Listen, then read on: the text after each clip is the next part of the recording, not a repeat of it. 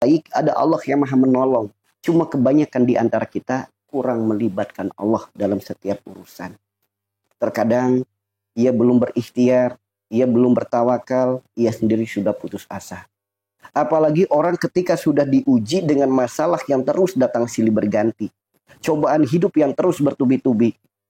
Orang kalau sudah terus-terusan diuji seperti itu, jika ada hidayah dalam dirinya, dia akan menjadikan masalah itu sebagai pijakan anak-anak tangga untuk lebih dekat kepada Allah. Namun bagi orang yang masih jauh dari hidayah, orang yang tidak mau mengambil hidayah itu, justru adanya masalah terus datang silih berganti, cobaan hidup terus bertubi-tubi, justru malah semakin terpuruk kehidupannya. Rumah tangganya jadi berantakan, ekonominya jadi sulit, bahkan muncul penyakit-penyakit dalam tubuhnya. Karena tidak dipungkiri teman-teman, adanya sakit, adanya sulit, adanya sedih, adanya sengsara, adanya menderita, itu semua penyebabnya adalah dari dosa-dosa kita. Sakit dari dosa kita. Sulit dari dosa kita. Sedih dari dosa kita sendiri.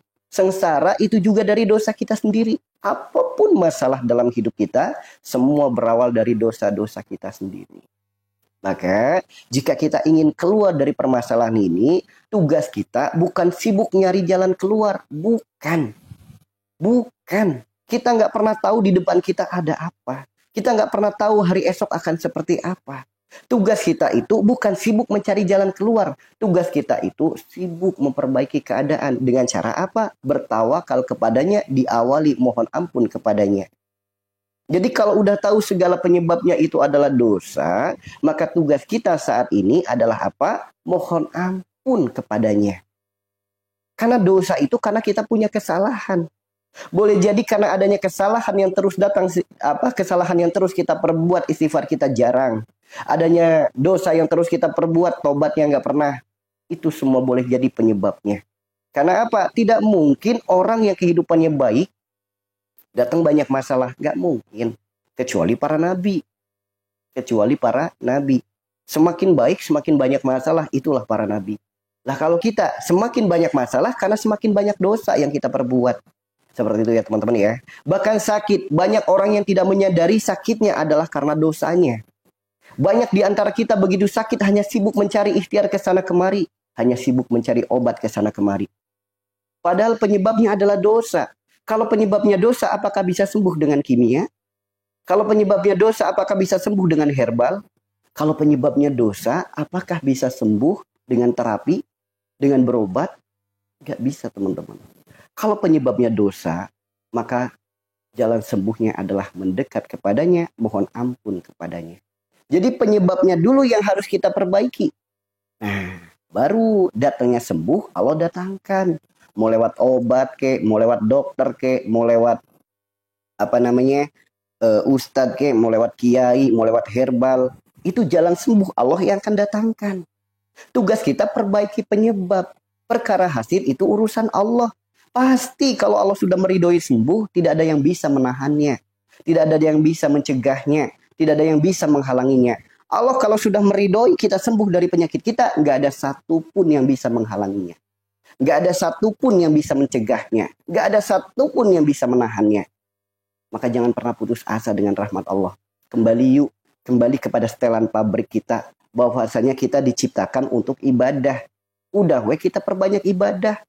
Karena melakukan ibadah itu bukan hanya sebatas dengan sholat. Bukan. Segala sesuatu yang kita lakukan karena Allah itu ibadah. Orang makan aja bisa jadi amal soleh. Jika makan ia karena Allah. Melayani pasangan bisa jadi amal soleh jika ia lakukan karena Allah. Bahkan senyum saja bisa jadi amal soleh ketika ia lakukan karena Allah. Sebetulnya memperbanyak amal itu mudah. Melakukan kebaikan itu mudah. Beramal soleh itu mudah. Yang sulit adalah ego kita. Yang sulit adalah kemalasan kita. Yang sulit adalah keterpurukan kita. Maka ayo saudaraku semua yang dirahmati Allah. Apapun permasalahan hidup kita, jika masalah terus datang silih berganti, cobaan hidup terus bertubi-tubi, yakinlah kita punya doa, Allah punya takdir. Kita punya ikhtiar, Allah punya hasil. Kita punya kendala, Allah punya kendali. Namun jika Allah sudah ikut andil, maka tidak ada yang mustahil. Maka mari sama-sama kita latih Kita lawan kemustahilan dalam hidup kita. Kita lawan kemustahilan dalam diri kita dengan kita bertawakal kepada Allah. Tidak ada yang tidak mungkin jika Allah sudah ikut andil. Ayo, jangan pernah putus asa dengan rahmat Allah. Karena jika Allah memberi rizki, nggak ada satupun yang bisa menahan rizki kita. Nggak ada. Jika Allah telah memberi rahmatnya, nggak ada satupun yang bisa menahannya. Nggak akan ada. Jika Allah menghendaki kita sembuh, nggak ada yang bisa menghindari diri kita dari sembuh. Nggak ada. Nah, seperti itu ya teman-teman ya. Makanya bagi orang yang saat ini sedang kesulitan rezeki, jangan berpikir, apa saya buka aura ya? Apa saya pakai penglaris ya? Bukan. Allah kalau sudah menghendaki rezeki, nggak ada satupun yang bisa menahannya. Mau kita lagi disantet kayak, mau kita lagi diguna-guna kayak, mau kita lagi diapain kayak, nggak ada yang bisa menahan rezeki dari Allah. Nggak akan ada yang bisa. Makanya jangan, memang betul adanya sihir, santet, guna-guna itu ada. Betul. Namun yakin, jika Allah memberi rezeki, nggak ada satupun yang bisa menahannya. Nggak ada satupun yang bisa mencegahnya. Maka mari saudaraku semua yang dirahmati Allah, jangan pernah kita putus asa dengan rahmat Allah. Jangan pernah putus asa. Ya. Sekarang banyak orang sakit putus asa. Orang lagi sulit putus asa. Orang putus asa itu adalah tanda dia ragu dengan Tuhannya. Tanda dia ragu dengan Tuhannya. Itulah ciri-ciri orang yang putus asa. Orang kalau hidupnya putus asa, justru malah semakin banyak masalah. Makin banyak keadaan-keadaan sulit. Sob, lihat orang ketika hidupnya putus asa. Nanti muncul masalah. Satu, masalah rumah tangga. Kedua, masalah ekonomi. Ketiga, masalah kesehatan. Sob, orang kalau lagi putus asa, kesehatannya langsung berkurang, kesehatannya langsung menurun, bahkan muncul penyakit-penyakit asam lambung, penyakit-penyakit keliengan, penyakit gampang ngedrop, badan gampang sakit. Sob, ada nggak di sini yang sedang terkena penyakit asam lambung? Sob, orang yang sedang terkena penyakit asam lambung lagi putus asa nggak dalam hidupnya? Masalah terus datang silih berganti, cobaan hidup bertubi-tubi, sekalinya ngadu malah nggak karuan. Justru hidup malah diisi dengan keluh kesah, mengeluh dengan keadaan. Setiap masalah dipikirkan, apapun keadaan dibikin stres. Sok orang asam lambung. Lihat orang asam lambung. Ya, sok kebanyakan orang yang terkena asam lambung saat ini hidupnya sedang putus asa. Putus asa dengan masalahnya. Putus asa dengan keadaannya. Putus asa dengan ekonominya. Putus asa dengan rumah tangganya. Maka kebanyakan orang yang sedang terkena asam lambung, kebanyakan orangnya sedang mengalami masa putus asa. Kemudian datang masalah, terus datang silih berganti, cobaan hidup terus bertubi-tubi. Akhirnya apa? Mengeluh. Padahal Allah sudah berfirman dalam Al-Quran surat Al-Anbiya ayat 87-88. Semakin mengeluh, semakin ditambah kesulitan. Lihat orang yang sedang asam lambung, putus asa dalam hidupnya. Setiap masalah jadi keluh kesah, jadi kekhawatiran, jadi kecemasan, jadi ketakutan. Makin ditambah sulitnya hidup, makin ditambah sulitnya sembuh, makin ditambah sulitnya ekonomi, makin ditambah sulitnya rumah tangga. Sok, lagi ngalamin kayak gitu nggak? Lagi ngalamin kayak gitu nggak? Sok, ternyata berawal dari rasa putus asa bisa berdampak pada penyakit asam lambung. Karena dari putus asa jadi stres, jadi banyak pikiran, jadi banyak kekhawatiran, banyak kecemasan. Akhirnya apa? Hidupnya jadi banyak ngeluh. Semakin banyak ngeluh, Allah berfirman semakin ditambah kesulitan. Akhirnya masalah terus datang silih berganti, cobaan hidup terus bertubi-tubi. Asam lambungnya makin gak karuan. Dari asam lambung nanti muncul lagi penyakit. Karena banyak pikiran, bukan lagi muncul gejala asam lambung, panas, perih di ulu hati, sampai ke dada, sampai ke kerongkongan. Semakin banyak pikiran, nanti munculnya jadi asam lambung. Lambung kayak diperes-peres, lambung kayak disayat-sayat, lambung kayak diiris-iris, lambung tuh kayak ditusuk-tusuk. Sehingga apa? Lambungnya iritasi. Dari iritasi lambung akhirnya membengkak lambungnya. Membengkaknya lambung mengganggu ruang gerak jantung. Sehingga terjadilah penyakit GERD, sakit dada sebelah kiri, sakit ulu hati, bahkan sampai tembus ke belikat. Sakit. Nah, nanti kalau sudah terkena penyakit GERD, segala sesuatu jadi hal-hal yang sangat menyeramkan. Karena orang yang terkena penyakit GERD, jantungnya terganggu karena lambung yang membengkak. Jantung disebut kolbu, kolbu disebut hati. Jantungnya berdebar-debar, hatinya gelisah. Jantung yang nggak karuan, hatinya juga ikut nggak karuan. Nanti muncul kekhawatiran, kecemasan, ketakutan berlebih. Datang pagi takut, datang siang takut, datang malam takut. Ngalamin kayak gitu enggak? Ngalamin kayak gitu enggak? Kemudian dari hal-hal seperti itu akhirnya apa? Muncul penyakit 1001 sensasi. Yang terkadang kepala kelayangan, pundaknya sakit, ya, kepala kelayangan, pundak sakit, kemudian sesak nafas, dada sakit, perut sakit, semuanya ikut sakit, BAB berdarah dan lain sebagainya. Muncul ketakutan-ketakutan. Ada pikiran jadi was-was. Ada ketakutan jadi was-was. Apapun yang ada dalam pikirannya jadi was-was.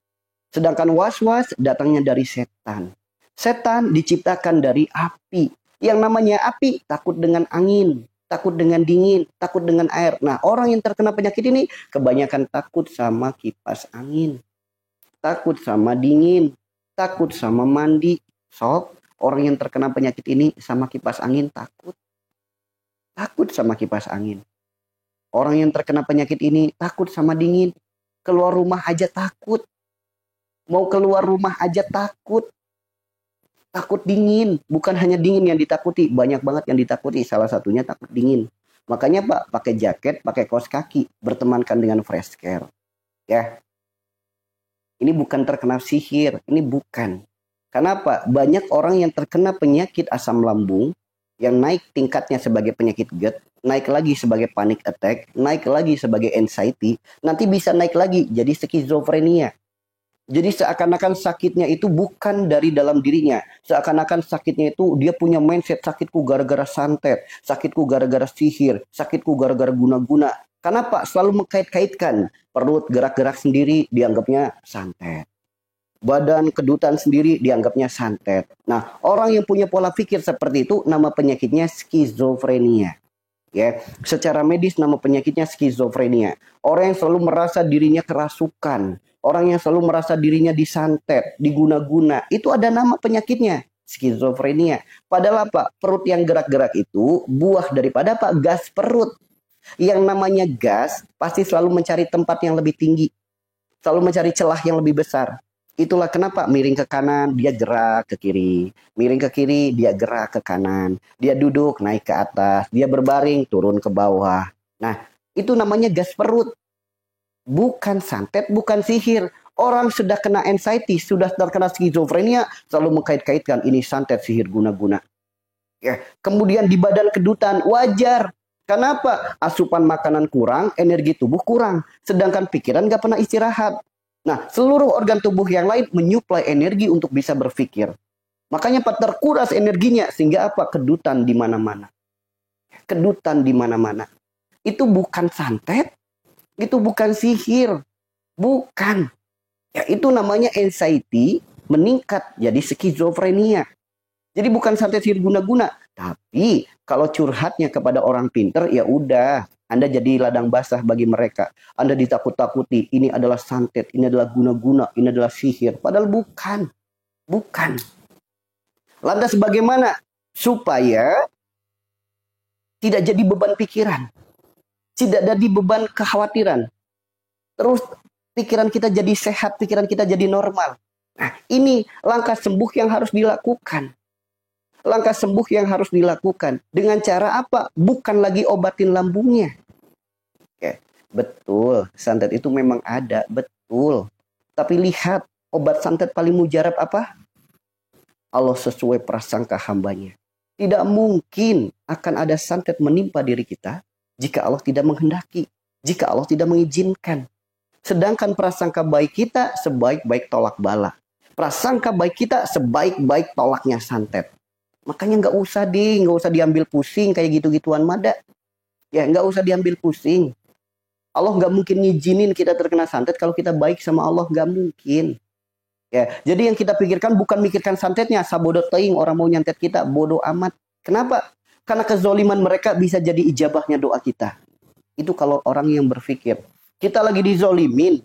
Nah, ngapain kita memikirkan kezoliman mereka? Namun tugas kita, Allah berfirman, balaslah keburukan dengan kebaikan.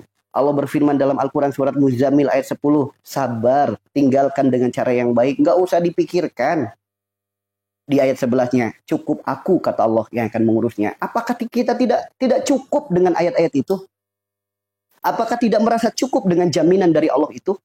Udah, gak usah memikirkanlah santet kita gara-gara sakit kita gara-gara santet sihir guna-guna. Gak usah dipikirin ke sana. Pikirin bagaimana caranya akhir hayat kita husnul khotimah. Pikirin bagaimana caranya kita tingkatkan amal ibadah kita. Pikirin bagaimana caranya kita memperbanyak amal sebagai bekal untuk pulang. Bukan memikirkan santet sihir guna-guna, ikhtiar ke orang pintar, ikhtiar ke luar pulau, ikhtiar ke luar negeri. Buat apa kayak gitu? Gak usah dipikirin. Prasangka baik kita sebaik-baik tolak bala. Itu ya teman-teman ya. Prasangka baik kita sebaik-baik tolak bala. Kenapa apa yang saya sampaikan seperti itu? Ya karena dakwah kami lewat pengobatan. Jadi kami tahu betul bagaimana jalan sembuh, itu tahu betul. Sebagaimana yang ada dalam Al-Quran dan sunnah Nabi kita. Bukan orang santet, kemudian kita lawan dengan ilmu-ilmu goib seperti itu. Enggak usah. Fokus perbaiki hubungan kita dengan Allah saja. Jika Allah sudah ikut andil, tidak ada yang mustahil. Udah deh, nggak usah ngerugiin diri. Sakit itu gara-garanya dosa. Entah perantara sakitnya lewat apa, semua penyakit penyebabnya adalah dosa. Mau datangnya dari santet kek, mau datangnya dari apapun itu kek, mau jatuh, mau kepleset, penyebabnya dosa kita. Karena Rasulullah sendiri yang bersabda, Anda lebih percaya sabda Rasulullah atau lebih percaya sabda orang pintar? Rasulullah bersabda, tidaklah Allah titipkan penyakit, melainkan Allah gugurkan dosa. Bahkan rasa sakitnya tertusuk duri, penyebabnya dosa kita sendiri. Apalagi rasa sakitnya yang katanya disantet, yang katanya disihir, yang katanya diguna-guna. Apalagi rasa sakit yang seperti itu. Apalagi rasa sakit migrain, vertigo, saraf kejepit, penyakit jantung, asam lambung, paru-paru. Yang rasa sakitnya tertusuk duri saja penyebabnya dari dosa kita. Itu bagi orang yang eling, bagi orang yang waras, bagi orang yang sadar, sakitnya menyadarkan diri akan dosanya. Itu ya. Namun bagi orang yang sedang gelap mata hatinya, gelap pendengarannya, gelap mata batinnya, gelap kehidupannya. Sakit, nyalahin makanan, nyalahin orang lain, nyalahin keadaan. Bahkan ini zaman milenial, masih ada orang sakit nyalahin rumah. Masih ada orang sakit nyalahin kamar mandi, nyalahin kamar tidur, nyalahin rumah yang menghadapnya salah, masih menyalahin pohon depan rumah. Masih banyak nggak? Ini tahun 2024, bentar lagi 2025. Zaman milenial, teknologi makin canggih. Kok masih ada orang yang masih percaya penyakitmu gara-gara rumahmu? Penyakitmu gara-gara ada makhluk di kamar. Akhirnya apa? Lantai bagus, dibongkar keramiknya, dimasukin, ditanamin sesuatu. Ini zaman milenial cuy. Ya, udah bukan saatnya lagi kayak gitu, bukan. Makanya apa? Umat makin akhir, zaman makin akhir, kesadaran makin berkurang, kewarasan makin berkurang. Banyak orang yang tidak waras. Dari mana datanya penyakit kok dari rumah? Ya, nggak masuk dalam kitab pengobatan manapun, nggak ada teman-teman. Dari kitab pengobatan manapun, nggak ada penyakit gara-gara rumah, nggak ada.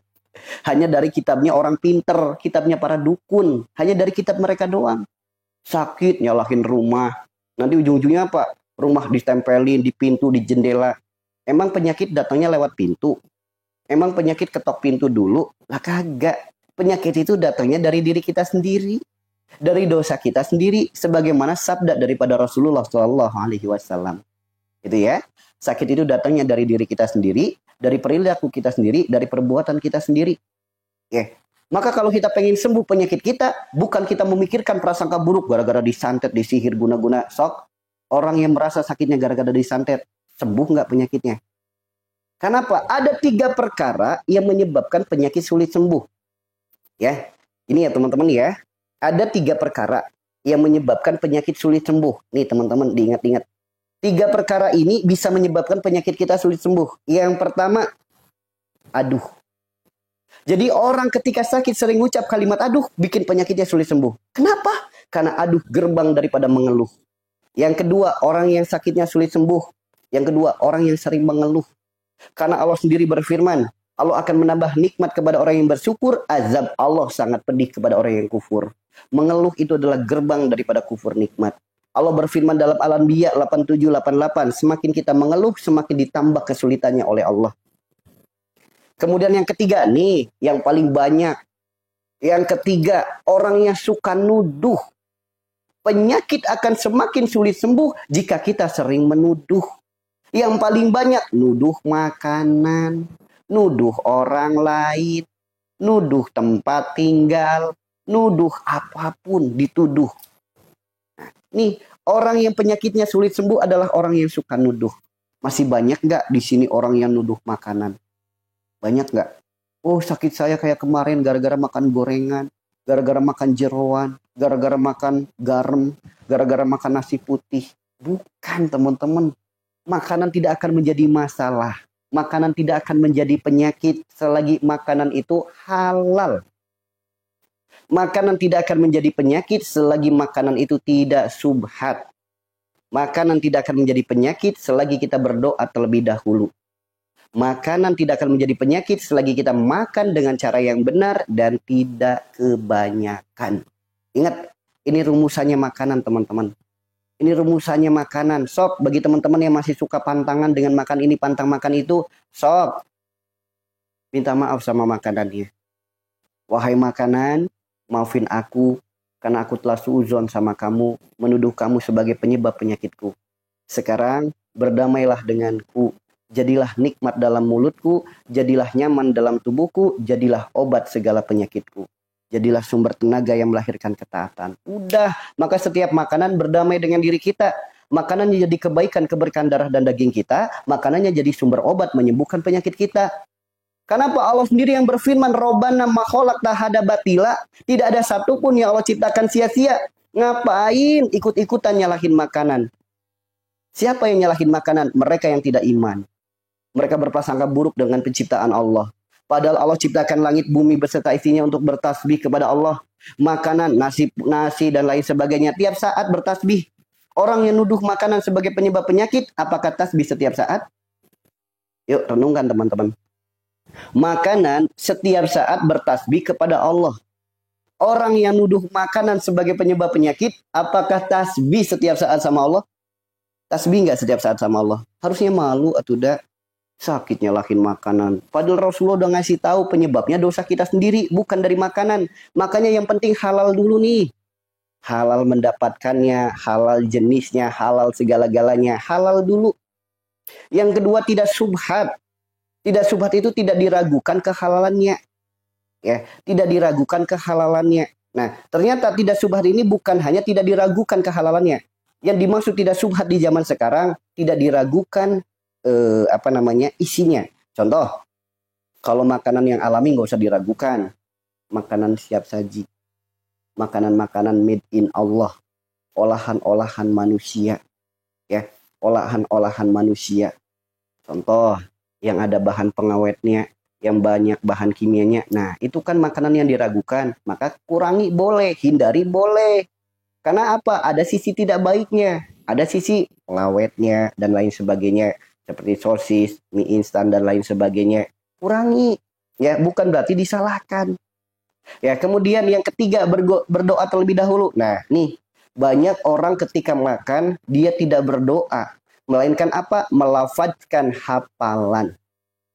Nih, banyak orang ketika makan, bukannya dia berdoa, hanya sebatas membaca hafalan. Sok, teman-teman kalau lagi makan. Alhamdulillah. Sok lagi kalau lagi mau makan, doanya apa? Allahumma barik lana fima rozaqtana wa qina azabannar. Saya tanya, teman-teman lagi doa apa lagi baca hafalan? Sok, teman-teman lagi doa apa lagi baca hafalan? Kalau lagi baca Allahumma barik lana fima rozaqtana wa qina azabannar. Lagi doa apa lagi baca hafalan? Doa itu sesuatu yang terungkap dari hati. Ya. Sedangkan hanya membaca tanpa tahu isi itu lagi setor hafalan. Makanya wajar ibarat kado bungkusnya bagus, isinya kosong. Dianggapnya sudah berdoa padahal baru hafalan. Ya, seperti itu. Makanya banyak di antara kita yang ketika lagi makan itu bukannya baca doa melainkan setor hafalan. Makanya makanan yang dimakan ya biasa aja dampaknya. Ya, makanya hayu coba deh sekali-kali kalau mau makan doanya bukan hanya Allahumma barik lana. Coba doa dari isi hati kita, ungkapan hati kita yang kita sendiri benar-benar sadar dalam mengucapkannya. Contoh Bismillahirrahmanirrahim. Alhamdulillah ya Allah. Terima kasih ya Allah atas semua rizkimu, atas semua nikmatmu, karuniamu, ciptaanmu ya Allah. Sehingga hamba masih bisa makan saat ini. Hamba mohon ya Allah, jadikan setiap butir nasinya kebaikan keberkahan untuk darah dan daging hamba. Jadikan setiap lauk pauknya kebaikan keberkahan untuk diri hamba. Engkau jadikan pula sumber obat yang melahirkan jalan sembuh. Ya Allah, jadikanlah makanan ini ya Allah sumber tenaga yang melahirkan ketaatan hamba kepadamu. Sok, kalau mau makan doanya kayak gitu. Setiap butir nasinya kita doakan agar menjadi kebaikan keberkahan darah dan daging. Setiap lauk pauknya kita doakan agar menjadi apa? Sumber obat segala penyakit. Bahkan sumber tenaga yang melahirkan ketaatan. Ini bedanya orang yang paham akan sebuah makanan dengan orang yang hanya sebatas makan. Karena sebetulnya manusia itu banyak yang tidak ada bedanya dengan binatang. Binatang makan yang penting lapar. Binatang makan yang penting kenyang. Banyak nggak manusia yang makan yang penting asal karena lagi lapar, karena pengen kenyang? Banyak nggak? Lantas apa bedanya dengan binatang? Makanya ayo, kalau mau makan pakai adab. Doakan makanannya. Setiap butir nasinya kebaikan keberkahan darah dan daging. Setiap lauk pauknya jadi sumber tenaga yang melahirkan ketaatan, sumber obat yang melahirkan kesembuhan. Doakan makanannya. Begitu sudah kenyang, alhamdulillah ya Allah. Terima kasih ya Allah. Engkau titipkan rasa kenyang ini dalam diri hamba. Hamba mohon ya Allah, karuniakan rasa kenyang ini pula kepada seluruh saudara hamba, kaum muslimin, kaum muslimat yang saat ini sedang kelaparan. Maka setiap makanan berkah darah dan daging kita. Setiap makanan akan jadi sumber tenaga yang melahirkan ketaatan. Bahkan menjadi sumber obat yang melahirkan kesembuhan. Tuh, kebanyakan kita makan, asal kenyang. Ya gimana makanannya akan berkah? Bukankah Islam itu dihadirkan oleh Allah untuk memperindah akhlak, untuk memperbaiki akhlak? Islam adalah agama yang terbaik. Maka ayo tampilkan akhlak yang baik. The best akhlak. Ayo munculkan akhlak yang baik. Agama sebelah aja kalau mau makan, doanya sampai belasan menit. Agama sebelah nih, kalau mau makan, pernah lihat nggak? Agama sebelah kalau mau makan, doa dulu sampai belasan menit. Lah yang katanya punya agama terbaik, malu-maluin agamanya. Makan asal, wah, apa bedanya sama binatang? Ayo udah dibedakan. Kita manusia, maka pakailah akhlak yang terbaik, adab yang terbaik. Ketika mau makan, ucapkan rasa syukur. Alhamdulillah ya Allah. Terima kasih ya Allah atas rizkimu, atas nikmatmu, atas karuniamu, atas ciptaanmu. Sehingga hamba masih bisa makan saat ini. Karena banyak orang yang saat ini nggak bisa makan. Makanya syukuri setiap makanan yang ada. Hamba mohon ya Allah, jadikan setiap butir nasinya kebaikan keberkahan darah dan daging hamba. Jadikan setiap lauk pauknya sumber obat segala penyakit hamba, jalan kesembuhan segala sakit hamba, dan jadikan sumber tenaga yang melahirkan ketaatan. Tuh teman-teman, ayo dilatih mulai sekarang. Kalau mau makan, doa dulu yang benar. Bukan hanya sebatas setor hafalan, hanya mengungkap apa yang kita hafal dari kecil. Itu belum doa. Ibarat kado, bungkusnya bagus, isinya kosong. Yuk kita latih pelan-pelan. Apalagi begitu kenyang. Terima kasih ya Allah, Allah titipkan rasa kenyang ini dalam diri hamba. Hamba mohon ya Allah, karuniakan rasa kenyang ini pula kepada seluruh kaum muslimin, kaum muslimat di seluruh dunia yang saat ini sedang kelaparan. Saudara kaum muslimin muslimat kita di seluruh dunia yang lagi kelaparan, kita doakan supaya dikaruniakan rasa kenyang. Dahsyat makanan kalau kayak gitu. Ya, zaman sekarang nasi dituduh sebagai penyebab penyakit diabetes. Padahal orang seluruh Indonesia lah ya, kebanyakan orang makannya nasi putih.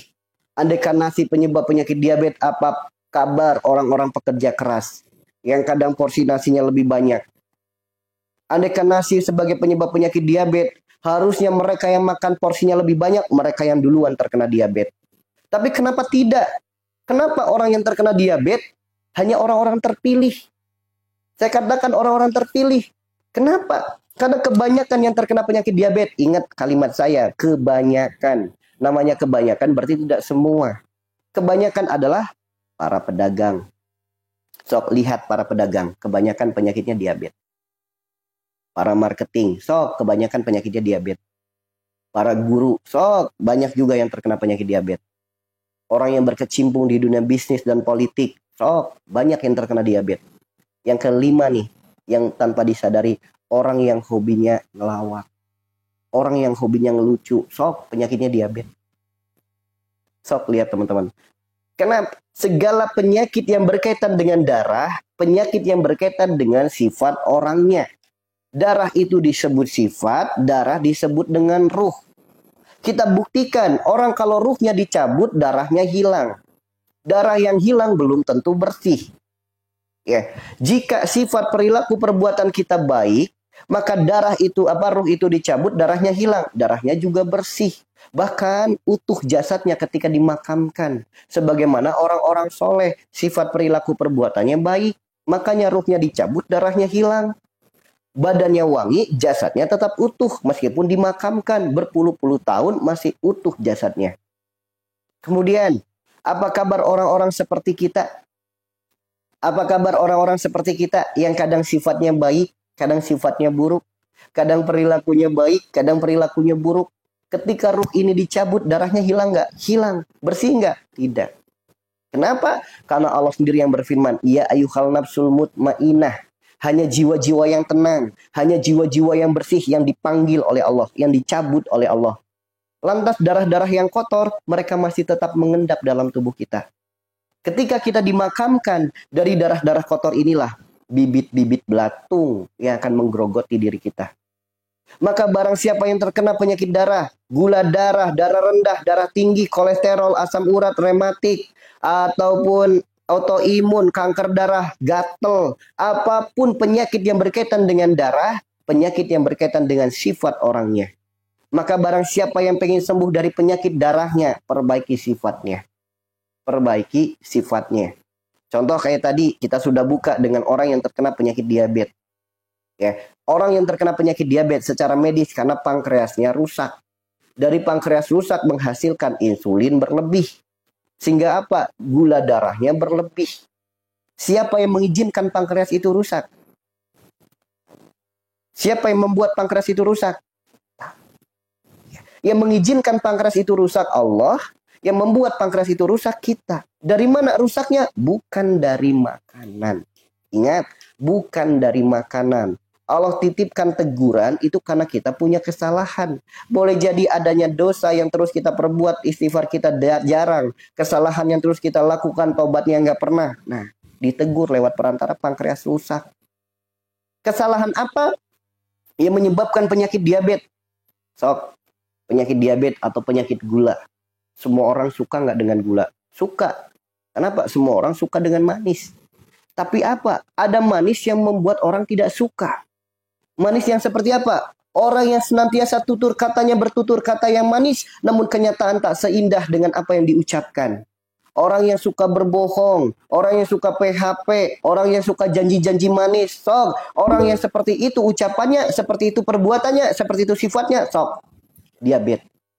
Makanya wajar kalau kebanyakan adalah dagang. Sok pedagang, nggak semua, makanya jangan tersinggung. Pedagang, sok, ibu ini berapa? 100.000, 70 ya, jangan. Modalnya saja belum cukup, sok. Andaikan dia jujur, aman. Kalau dia berbohong, diabetes. Sok teman-teman. Lihat orang-orang yang terkena diabetes, mohon maaf ya, rata-rata apa? Orangnya banyak ngomong. Banyak hal-hal yang, banyak hal-hal yang bohong. Intinya apa? Orang yang banyak bohong. Orang yang banyak ngerayu. Orang yang banyak nipu. Intinya itu teman-teman. Ya. Sok. Itulah kenapa kebanyakan pedagang. Ya. Nggak usah disebutkan sampai detailnya ya.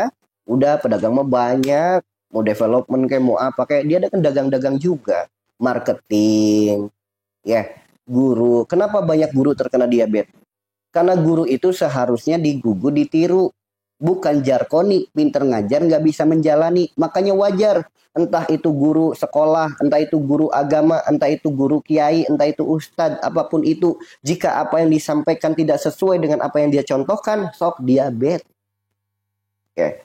Diabetes, jika apa yang disampaikan tidak sesuai dengan apa yang dia contohkan, diabetes. Tuh teman-teman.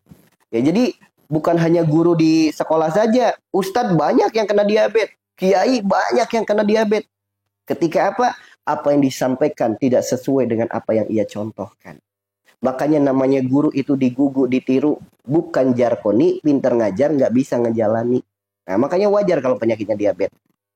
Kalau orang yang berkecimpung di dunia bisnis dan orang yang berkecimpung di dunia politik nggak usah dijawab, ya. Namun lihat orang yang hobinya ngelawak, kita lihat, kita bicara fakta saja.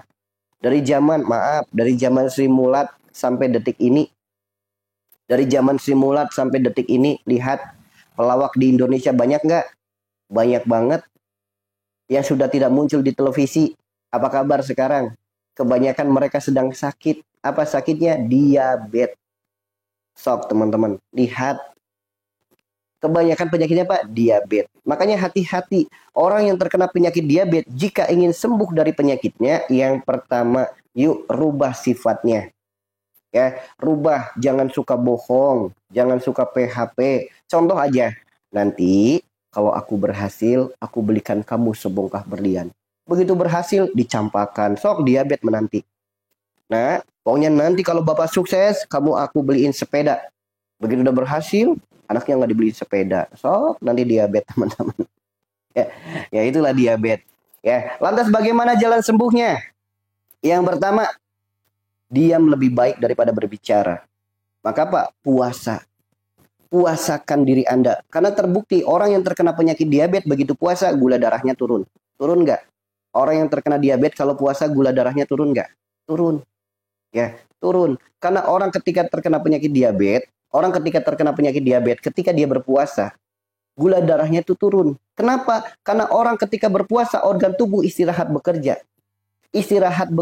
Mereka memperbaiki dirinya, mengeluarkan kotoran dan penyakit. Secara medis namanya detox. Itulah kenapa orang ketika berpuasa aroma mulutnya bau. Ya. Jadi puasa, jalan sembuh terbaik bagi orang-orang terkena diabetes adalah puasa. Lantas bagaimana ikhtiarnya? Disebutkan dalam sebuah hadis yang disabdakan oleh Rasulullah. Semua penyakit ada obatnya dan sebaik-baik pengobatan adalah hijamah. Maka lakukanlah hijamah. Apa itu hijamah? Berbekam. Maka lakukanlah bekam. Sok. Di mana titik bekamnya? 3 ruas jari di bawah belikat. Ya. 3 ruas jari di bawah belikat. Ini belikat kita nih. Ukur 3 ruas jari. Nah, disitulah bekamnya. Itu ya. Jadi silakan. Allah sudah ngasih tahu nih jalan sembuhnya. Rasulullah sudah ngasih tahu jalan sembuhnya. Ada nggak nasihat, solusi, petunjuk obat yang lebih baik dari Al-Quran dan Sunnah? Ada nggak teman-teman? Maka ayo, jika memang Anda orang Islam yang hafah, orang Islam yang benar-benar, maka berpegang teguhlah dengan Al-Quran dan Sunnah. Tinggal dijalanin aja. Lantas bagaimana dengan penyakit darah yang lainnya? Ketika tadi disebutkan, orang yang terkena penyakit darah adalah orang yang punya masalah dengan sifatnya. Punya masalah dengan ruhaninya. Karena darah disebut sifat, darah disebut dengan ruh.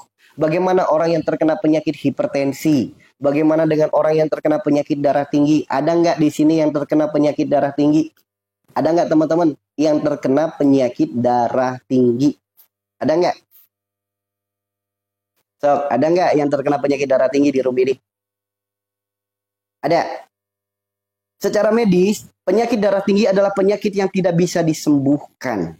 Kenapa? Hanya bisa diobati. Karena penyakit darah tinggi bagian daripada penyakit genetik atau penyakit keturunan.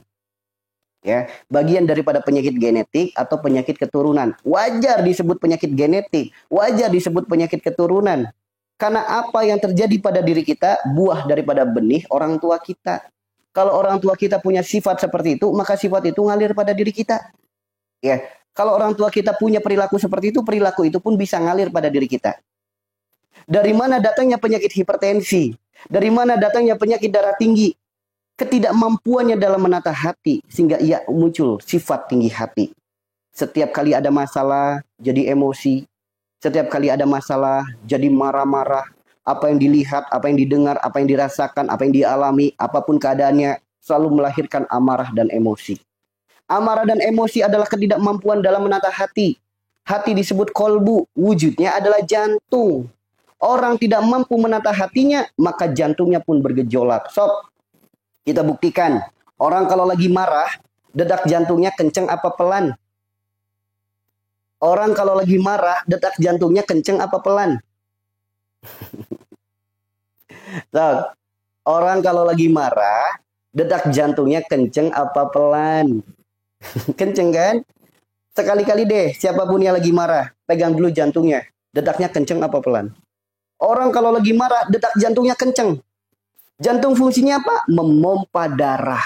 Semakin kencang detaknya, semakin tinggi tekanannya. Semakin kencang detaknya, semakin tinggi presernya. Maka terjadilah penyakit darah tinggi. Apa penyebabnya? Dari sifatnya yang suka marah-marah, suka emosi. Maka kalau pengen sembuh dari penyakit tinggi, darah tinggi, marah nggak bisa sembuh dengan kimia. Betul, makanya sampai detik ini nggak ada obat darah tinggi oleh dokter, nggak ada.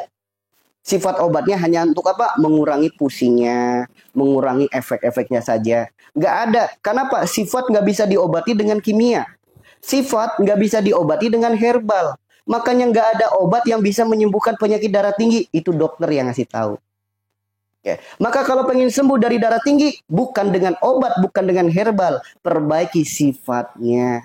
Kedepankan sabar daripada amarah. Kedepankan sabar daripada emosi. So, kenapa? Ketika orang itu sedang marah, segala pintu kebaikan tertutup. Segala pintu keburukan terbuka. Oh, orang di rumah sering marah-marah, ekonomi sulit nggak? Orang di rumah-rumah sering masalah, ekonomi sulit nggak?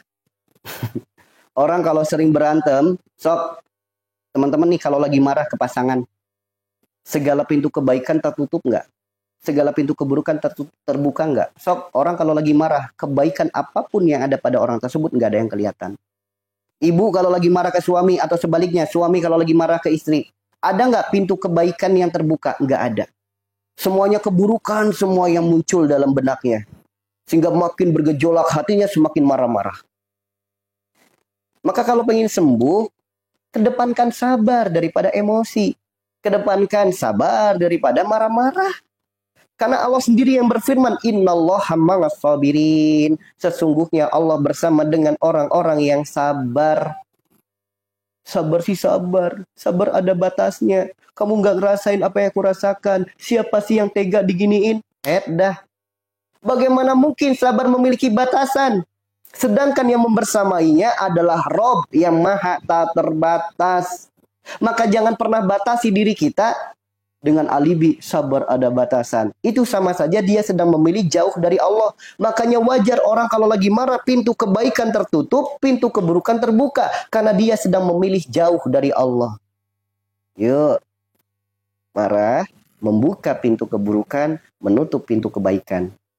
Maka lahir darah tinggi dan lain sebagainya. Kalau pengen sembuh, segera perbaiki sifatnya, perbaiki perilakunya. Itu darah tinggi. Emang bisa orang marah disembuhkan dengan kimia? Sok teman-teman, bisa nggak sifat marah diobati dengan kimia? Bisa nggak?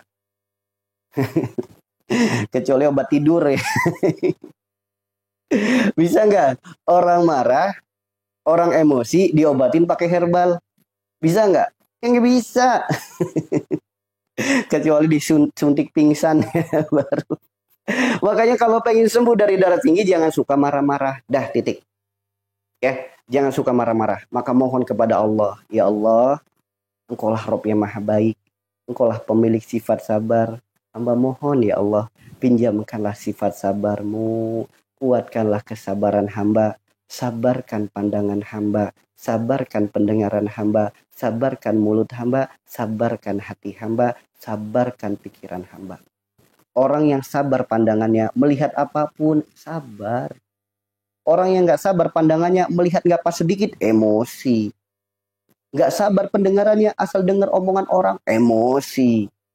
Nggak sabar pikirannya, beuh, lagi kesulitan, banyak utang, banyak cicilan, pikirannya nggak sabar, beuh, pundung hidupnya. Tuh teman-teman.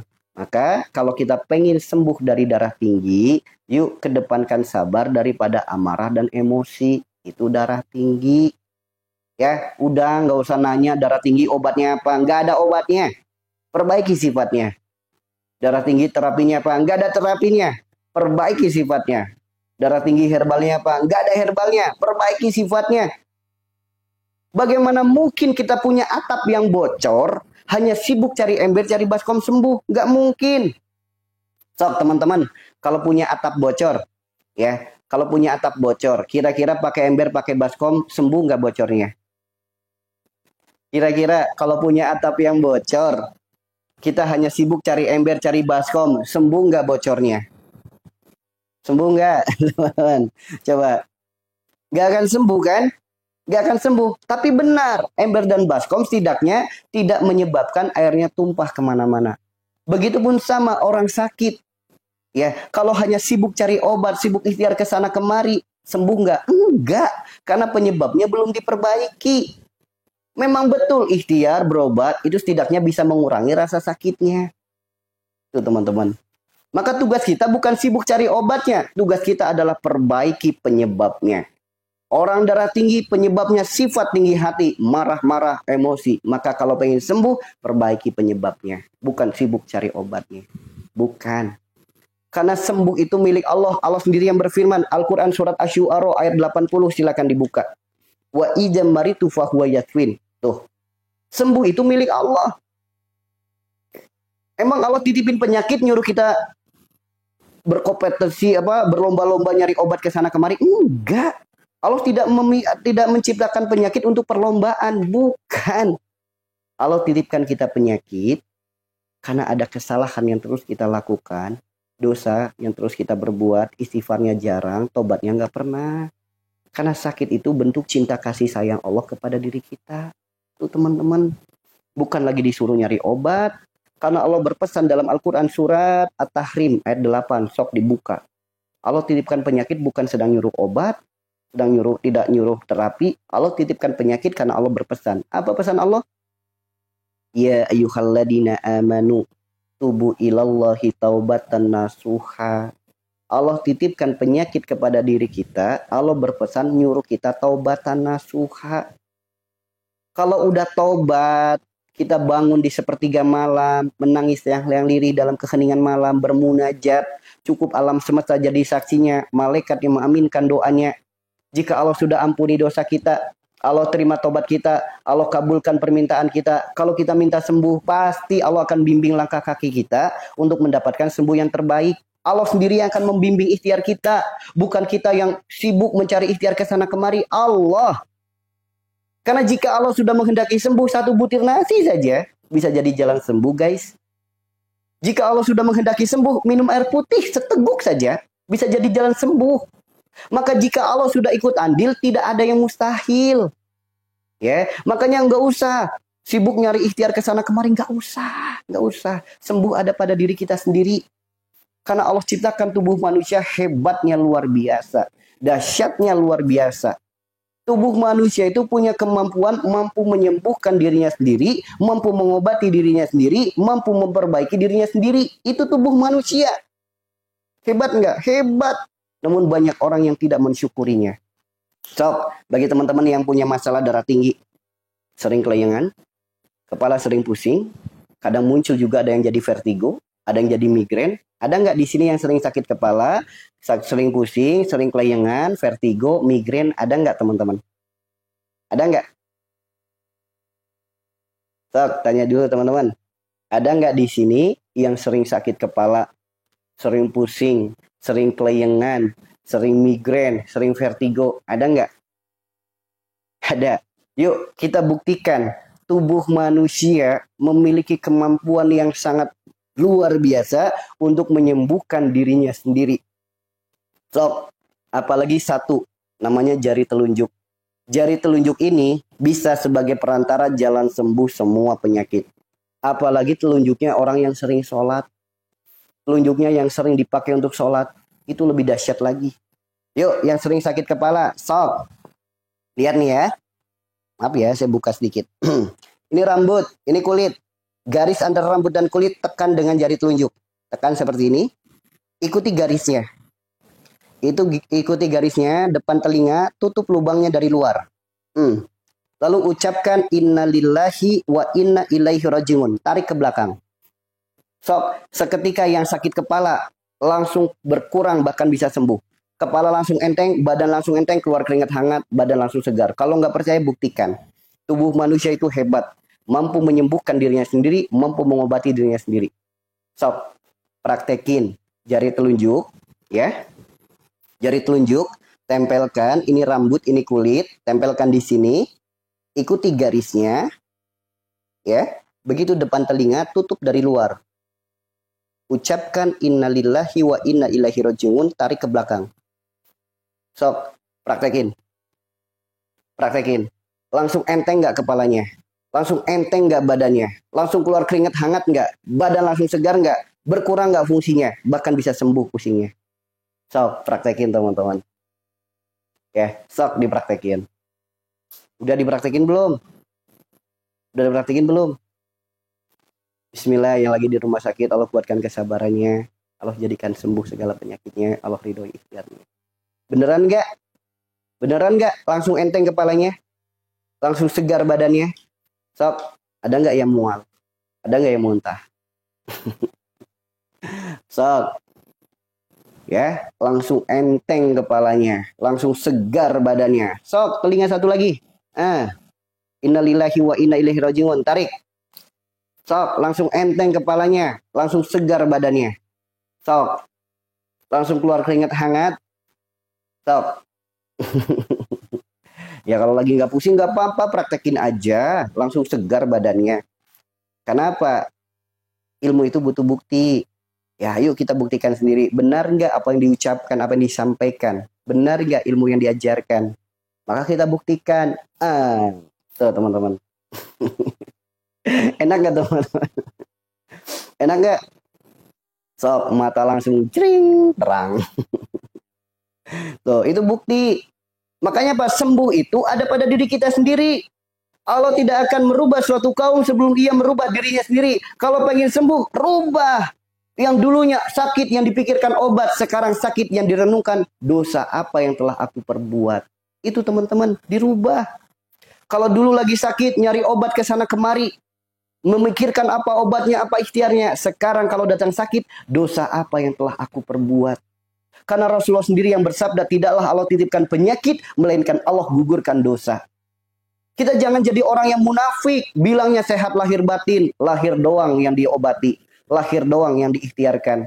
Namun batinnya nggak pernah diobati, batinnya nggak pernah dipikirkan. Wajar kalau penyakitnya nggak sembuh-sembuh. Wajar. Ya, wajar kalau penyakitnya nggak sembuh-sembuh. Karena kebanyakan di antara kita hanya sibuk ngobatin lahir doang. Batinnya kagak diobatin. Padahal Rasulullah bersabda, jika segumpal daging baik, semuanya akan ikut baik. Jika segumpal daging buruk, yang lain akan ikut buruk. Segumpal daging itu hati. Kebanyakan kita tidak memikirkan hati kita. Kebanyakan kita hanya memikirkan jasad dan kulit saja. Tuh teman-teman. Ya, makanya hayu sedikit demi sedikit ya, sedikit demi sedikit buang tuh opini. Sakit obat, sakit ikhtiar, sakit herbal. Sakit itu taubat. Buka Al-Qur'an surat At-Tahrim ayat 8. Orang sakit itu tobat, bukan obat. Solusi orang sakit adalah taubat, bukan apa obatnya, apa ikhtiarnya, bukan. Ya, itu yang tertulis dalam Al-Qur'an surat At-Tahrim ayat 8. Ya, mau pilih yang mana? Mau yang sibuk cari obat atau sibuk memperbaiki diri karena dosa dan berujung dengan taubat? Mau yang mana? Mau yang mana? Mau yang mana? Karena sembuh itu mudah, sembuh itu murah, sembuh itu gratis. Bagi siapa? Bagi yang mau. Kebanyakan gak mau, pengennya nyari yang mahal. Selagi ada obat yang mahal, Betul. Saya nggak pernah melarang ikhtiar. Orang mau berobat kemanapun silahkan. Mau minum obat apapun silahkan. dipisahkan. Karena doa dan ikhtiar satu kesatuan yang nggak bisa dipisahkan. Nah, di sini saya hanya menyampaikan, hayu, jangan menyibukkan diri kita untuk ikhtiar.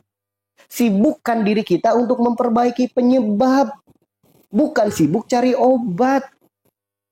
Nah, kalau penyebabnya sudah diperbaiki, rajin-rajin bangun di sepertiga malam. Karena Allah turun ke langit bumi di sepertiga malam, siapa yang meminta ampunan, Allah ampuni. Siapa yang meminta, Allah beri. Siapa yang memohon, Allah kabulkan. Akui saja kesalahan kita. Ya Allah, hamba akui. Semua penyakit ini karena dosa hamba. Semua masalah dalam hidup ini karena dosa hamba. Karena kesalahan hamba, hamba mohon ampunanmu. Hamba bertobat kepadamu. Bimbing hamba untuk tidak melakukannya lagi. Engkaulah Rabb yang maha menyembuhkan. Hamba mohon ya Allah karuniakanlah sembuh. Sembuh yang melahirkan ketaatan. Bimbinglah langkah kaki hamba. Untuk mendapatkan sembuh yang berkah darimu ya Allah. So, siapa yang meminta ampunan Allah ampuni. Siapa yang meminta Allah beri. Siapa yang memohon Allah kabulkan. Andaikan Allah sudah ampuni dosa kita. Itu yang paling utama. Buat apa sembuh tapi nggak diampuni dosanya? Buat apa? Yang paling utama adalah mendapatkan pengampunan dari Allah. Kemudian kita mohon. Allah yang maha menyembuhkan. Andaikan sembuhnya harus dengan obat, Allah yang akan datangkan obat itu. Allah yang akan mengatur langkah kaki kita untuk berjumpa dengan obat itu. Andaikan sembuhnya harus lewat dokter, harus lewat rumah sakit, harus lewat ustadz, harus lewat kiai, harus lewat herbal. Allah sendiri yang akan membimbing langkah kaki kita. Itu teman-teman. Di sini bukan melarang ikhtiar, bukan. Luruskan ikhtiar. Paham di sini teman-teman? Paham nggak?